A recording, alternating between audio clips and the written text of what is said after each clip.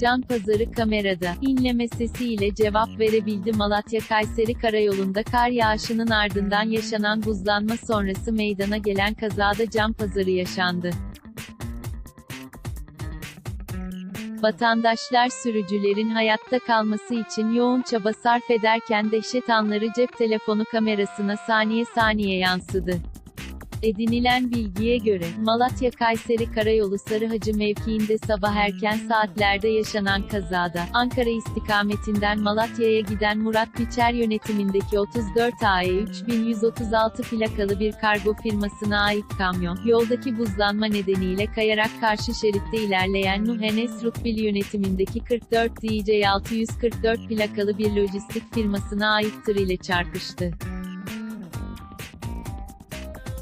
Emniyet kemeri takmayan sürücü yola fırladı. Çarpışmanın ardından emniyet kemeri takılı olan kamyon sürücüsü Murat Biçer araçta sıkışırken, emniyet kemerinin takılı olmadığı tahmin edilen tır sürücüsü Nuh Enes Rutbil ise ön camdan yola fırladı.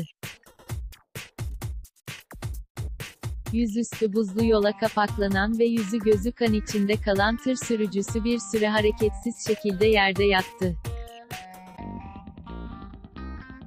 Kazanın ardından yol uzun süre trafiğe kapanırken, vatandaşlar ise sürücülere yardım etmek için araçlarından indi.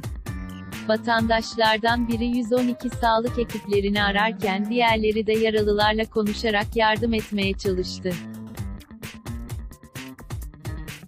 İNLEME sesiyle cevap VREBİLDİ. Kamyonda sıkışan sürücü Murat Biçer'in yanına giden vatandaşlar, sürücüyü konuşturarak uyumasını engellemeye çalıştı. Vatandaşlar, "Kaptan, dayı aman uyumayasın, uyuma dayı, kendini ayakta tut, yardım geliyor, sakın uyuma, dayı konuşmaya çalış, ismin ne dayı?" diyerek, sürücüyü kendinde tutmaya çalıştı.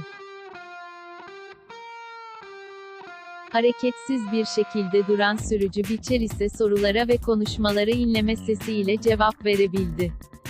Kanlar içerisindeki sürücü ayağa kalkmaya çalıştı. Daha sonra yerde yatan tır sürücüsünün yanına giden vatandaşlar, hareket etmemesi konusunda telkinlerde bulundu. Vatandaşlar, ayağa kalkmaya çalışan kanlar içerisindeki sürücüyü, "Abi yerde kal. Abi kımıldama," diyerek ikna edebildi. Vatandaşlar, sürücünün üşümemesi için ise kolunun altına plastik tampon parçası, kafasının altına ise kulakları soğuktan korumakta kullanılan bant koydu. Ekiplerin çalışması ile kurtuldular. Yaralıların uyumaması için de uğraşan vatandaşların ihbarı ile olay yerine gelen ambulanslarla 2 yaralı da Malatya Eğitim ve Araştırma Hastanesi'ne kaldırıldı.